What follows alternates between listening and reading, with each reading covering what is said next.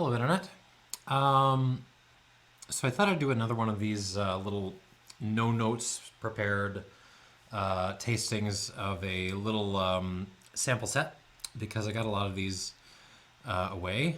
Um, this is a fun format. It doesn't require a lot of prep time on my part, and time is kind of scarce these days. All right, and I thought I'd do Jura because I had a little set of three that I bought probably 5 years ago or so. Um, and in particular, I wanted to try the 10 again because I haven't had the 10 in a couple of years. There's also the, what do we got here? The 16 and the Superstition, which I believe are no longer part of the range. They've been replaced by the 18 and, oh God, I don't even know. Um, so it's a little bit academic trying them now. But I did want to try the 10, and I did want to use this as an opportunity to just talk about Jura and other distilleries like it. Because I am, as a Scotch drinker, as a malt drinker, I'm always on the lookout for distilleries that could get dangerous on short notice. This happened with Tobermory in Lecheg, right? It's happening sort of as we speak with little guys like Daftmill. So I am, and so what I'm particularly looking for is, well, Daftmill's an exception, is the distilleries which have very unusual signatures in coming off the still in particular, but which has ownership that's a little bit negligent of what they've got. So. At the top of my list is Scapa. Scapa has a really unusual signature. They're closed for a couple of years and then they reopened. The stocks there should just be starting to reach maturity. But past Scapas have been bottled at 43% and really haven't been particularly good. But the quality is there. So I'm wondering, is Scapa one to look out for over the next couple of years? Next, also on that list is, Glen Scotia. Not a lot of care going into Glen Scotia right now, but if there were, things would change because it's got a really fascinating character. And then there's the White and McKay range, which includes Isle of Jura. So they have Fettercairn on the east coast, the Eastern Highlands, which is really interesting and weird. And they had a Fior a couple of years ago, a lightly peated version, which showed a lot of promise, but that thing was just produced, to the point of, not even being. It was very overproduced, but it showed its promise. They also have Delmore, which can be a terrific malt. It's a very interesting Highland sherry-driven whiskey when it's not bottled at 40% and put in a, bottle with like stag's horns on them. And then you have Jura, which is this island right off of Isla. You can only get there from the Isla ferry. Very isolated. Every review of Jura has to mention George Orwell. I'm mentioning him here now. I've fulfilled my legal obligation. He did some writing there. And they have this distillery, which is really, really interesting. It is not Isla character. It is much softer than that.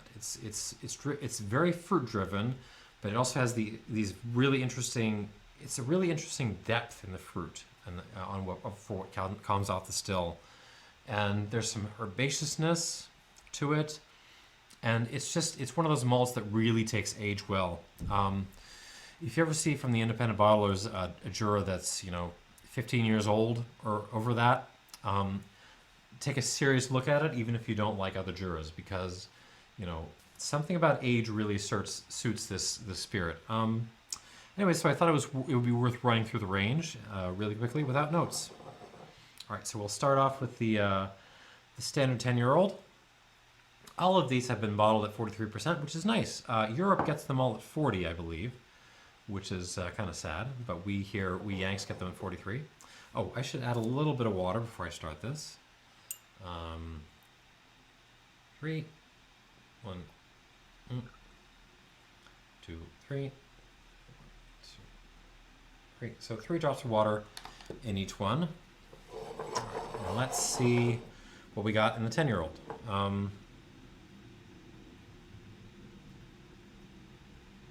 Okay, interesting. Very malty. So you're getting that sort of malted milk ball note right away, but also very grassy. So it's and mingled together with a lot of fruitiness. Candied apples, sort of caramel apples, comes to mind. But like with a bunch of dried grass like stuck onto the outside of the candied apple. That's kind of what this smells like. No peat, absolutely not. Quite fruity. There's a little bit of a pastry character to this, like a. Okay, baklava. I've used that note before, but there's a baklava note in here. Cotton candy, a little bit of cotton candy.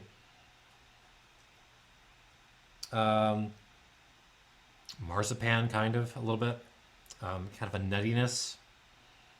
But there's also like a little bit of like a industrial, like a shoe polish note, really. Like, there's like you're like in the airport and you decide to pay the money for the guy to shine your shoes because it seemed like a fun way to pass the time, something like that. But then you're eating like candied nuts at the same time.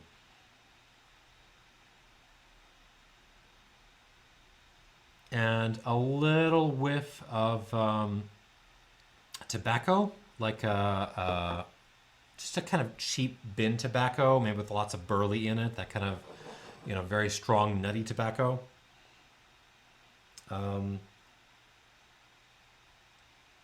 That's kind of like a little tiny whiffs of campfire smoke, just a little bit in the background. So you're getting your shoes shined, but there's a campfire on the other end of the airport, that kind of thing. It smells nice. It smells. This does not smell fake. Put it that way. It does not smell like they hammered, aggressive amounts of oak into it in the last minute. It smells real. Put it that way.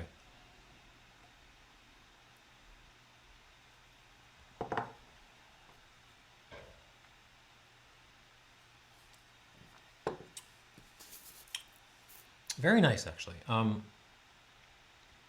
Again, no. I'm hiding my what I'm going to be writing my scores on when I'm done with this. Starts very sweet and fruity up front. Again, that sort of candied caramel apple thing, but then gets very herbaceous and dry, which I like. Let me try this one more time.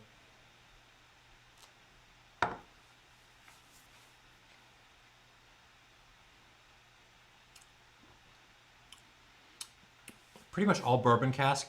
A lot of pear, a lot of Bosque pear. Sort of American woody sweetness, kind of an oak syrup thing. I think I've used that tasting note before. You get some pancakes. There actually is like a little bit of a grainy note in that. So maybe some oatmeal pancakes, and you're like. You go to your big pile of your big plate of syrups, and you pick the one that's like made of oak out of it, and you pour a little oak syrup onto your oatmeal pancakes.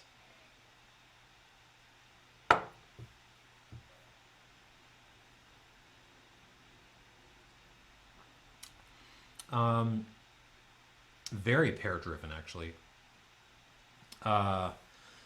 Slightly grassy. Again, there's a little bit of a lowland character to this. It reminds me of Bladnoch to some extent. That sort of wood smoke thing again, a slight, oak smoke, if you're in the South and you're sort of hardwood smoking something with some oak, that's kind of the thing. You're sort of tasting that. That's kind of what I'm getting.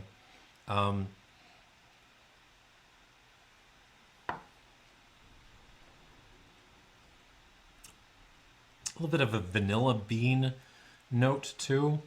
The oak is very prominent in this, and it's balanced off well with this fruity, slightly herbaceous kind of distillate. I like this a lot, actually. This is pretty dang good. the strength is helping it. The fact that, I mean, at 40% this would be nowhere, but at 43 it's just enough. It does get a little bit awkward on the finish. There's a little hint of a paper mache thing, just a little bit on the finish, which is telling me that maybe, you know, it's probably been overly filtered and there might be a little color in here. But that's really the only flaw in this. I would give this, oh, what would I give this? I would give this a solid, like, at least 83. Would I give this an 83 plus? Let me see.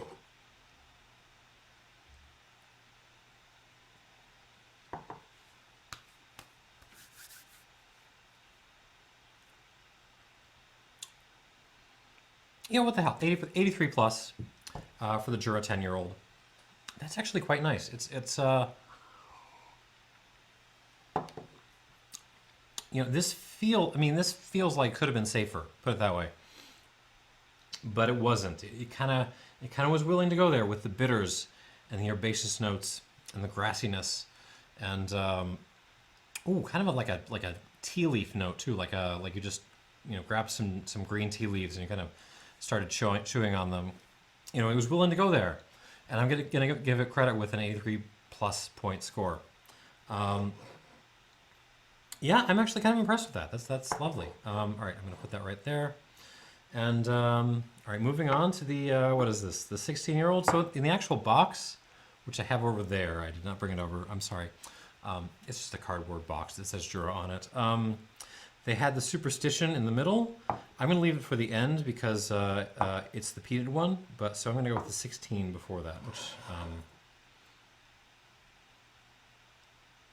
okay, so immediately I'm getting some sherry cask influence on this. Very sort of orange zest driven, kind of a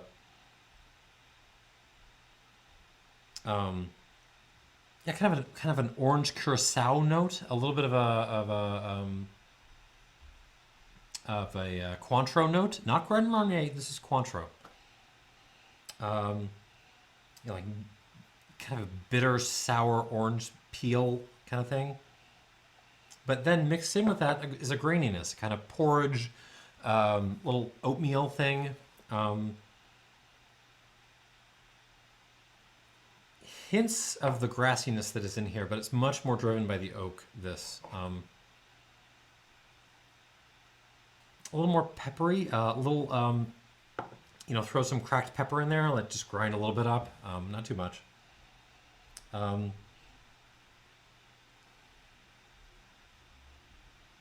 That Bosque pear thing, a little bit.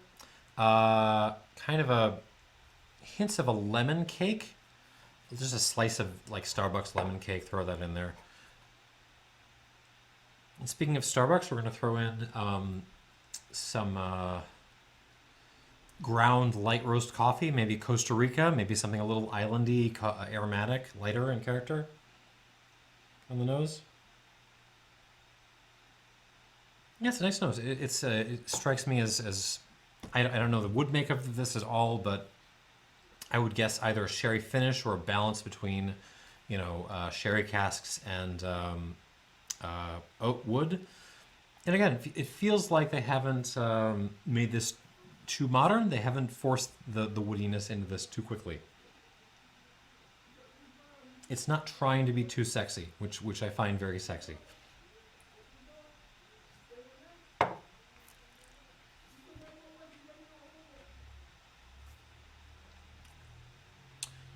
On the palate, ooh, very dry. The sherry comes out, and it's brought its bag of black pepper, and wow, is it going to throw that stuff around? Lots of black pepper, backed up a very nice kind of orange candy note, an orange slice note. The Bosque pear thing is still there. Now the grass is there. The dried grass is there. Mm-hmm.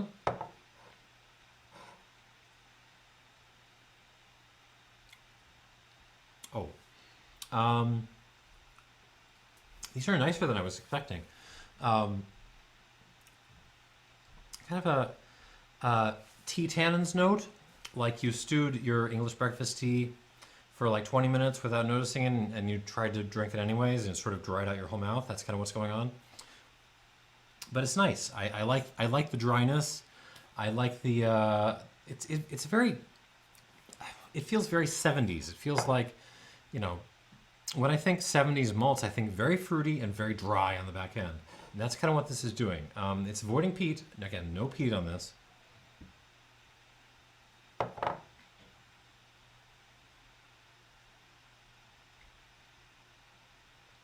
Oh. There's a slight sea breeze note to this, a slight kind of sea briny minerality. Very light though. But it is adding a little bit of character here. It also, like this one, gets a little bit awkward on the finish. It kind of stops halfway through my mouth and then becomes a little bit cardboardy. Just a little bit though. It's not the end of the world, but it does tell me this would be better if it were sort of, you know, unfiltered, no color, bottled at, you know, 45, 46%, somewhere up there. This is still showing very, very well though. Let me try this one more time.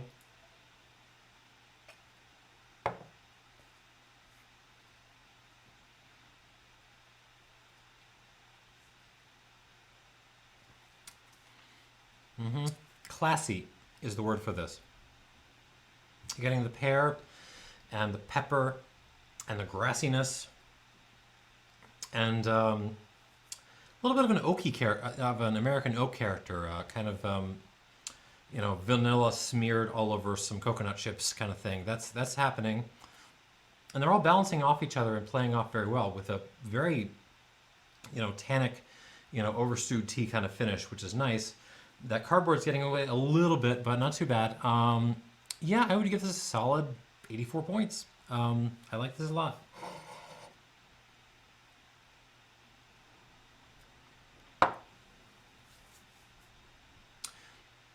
Yeah, 84. I'm not going to go higher than that. It's. Hey, let me go back to the 10.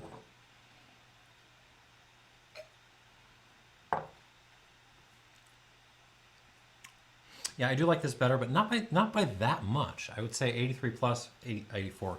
I'm actually quite reasonably impressed by the Jura range. So if the 16 is still around your area and you want that kind of, if you want an example of what malts, you know, not peated malts, we're talking, you know, Highland, Speyside-y, unpeated, general kinds of malts taste alike. This is a good example.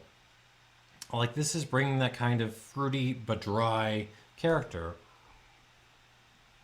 very well. It's not spectacular, but, you know, it's not trying to be sexy, and again, I find that sexy.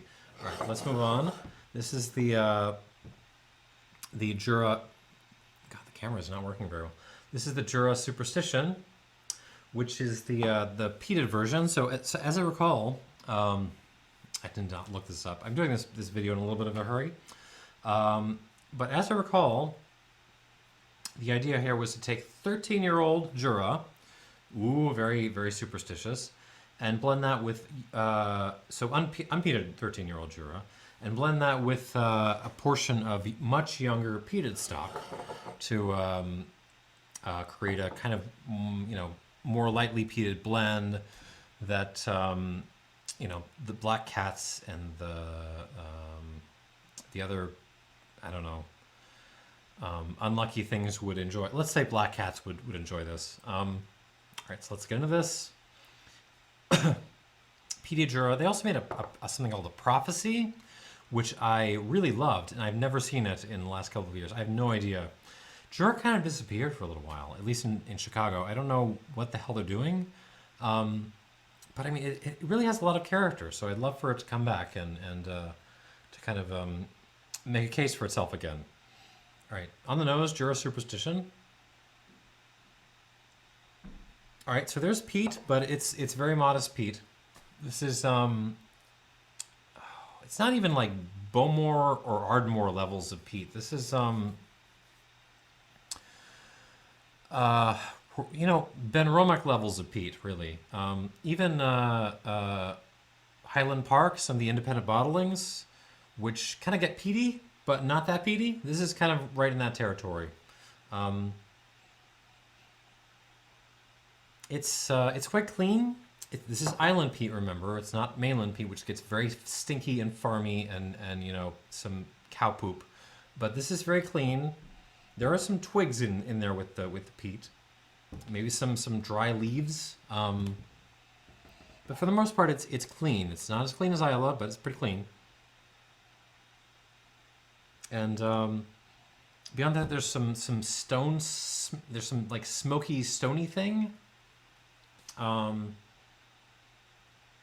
maybe like a bunch of gravel and rock, but there's like a campfire on there. Yeah, like stones and campfire smoke, a little bit of that, and at the same time the peat. Very dessert like. There's some pastry character coming through here. What is that? Like a pear croissant, like a nice pastry with some pear filling put in. Very floral with some flowers coming through. That slight grassy character, which I'm beginning to associate with Jura now. That's here.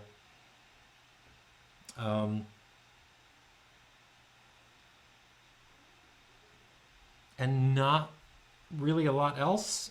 This comes across as I don't know, again, how old the peated component was, but my sense is probably not very old. The overall result comes off as quite young, but not bad, and not raw or anything like that. Just not very complex. Yeah, there's some nice white pepper components in there. A little the flowers and the grass are adding a little something, and the twigs. And maybe that sort of lemon cake component I talked about before is coming back here. But yeah, that's about it. It's a simple, nice, pleasant nose. It feels like Jura trying to do its best impression of some of those no age statement Highland Parks, honestly. And it's great. I like that. I'm enjoying this. On the palate.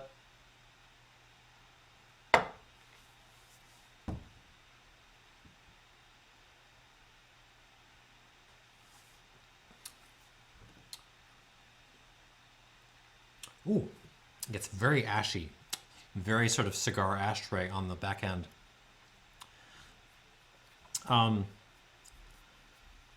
Which is kind of nice. That cardboardy thing is still, it's kind of nudging in, but the ashtray thing really covers up. Yeah, ashtray, a little bit of herbaceousness on the back end. Not really mint. It's more of a kind of just a mix of garden herbs that you sort of pulled out and threw into your mouth. Nothing in particular. Just a little bit cooling, a little bit herbal and nice, along with that sort of ashy bitterness.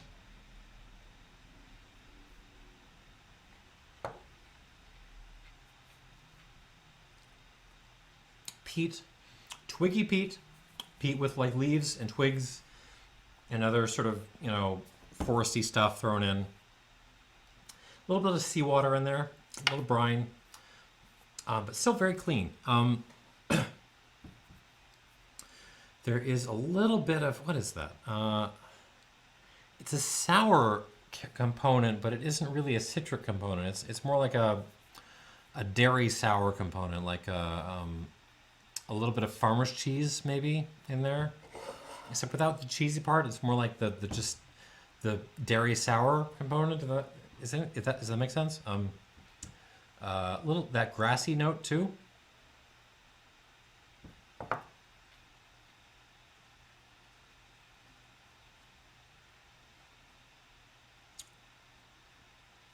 And then like the cask component, vanilla bean, some wood tannins, some wood spice, wood sugars.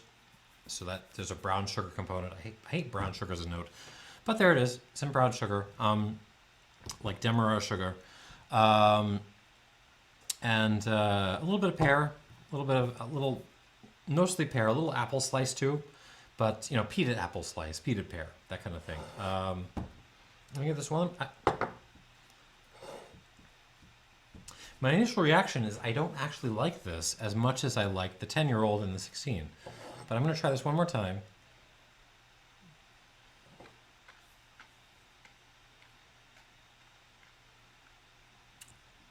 It's nice, it's pleasant, it's fun, it's light. I know peaty and light don't really go well together in your brain, but I mean, that's kind of like, if you wanted a peaty whiskey that was light and refreshing, this is a good one to go for. But I don't think I actually like it as much as the 10 or the 16. Hold on, let me try the 10 again.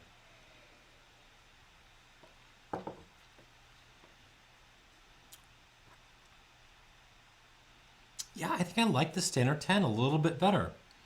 Just a little bit better. I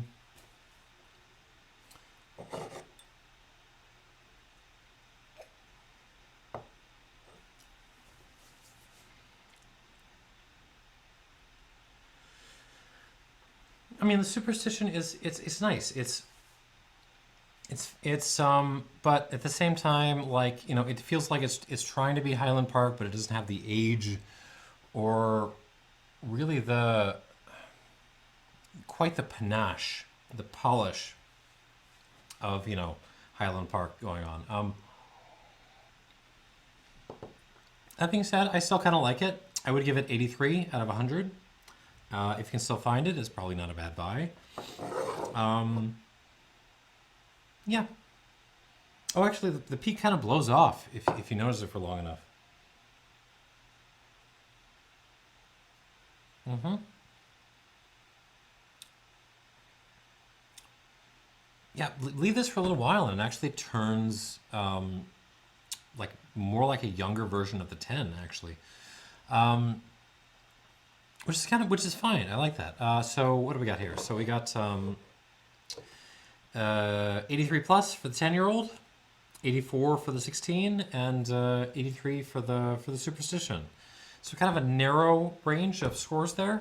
But I think that kind of shows like Jura is just consistently good. And do I think they could be better, even spectacular, if they were given, you know, a little bit more care by the owners or, you know, different owners? Yes, I do. Yes, I do think that. And I would love to see them, you know, come flying back with some new offerings in the future, because I think they've got a really interesting character. And but in any case, you know, that's what I got.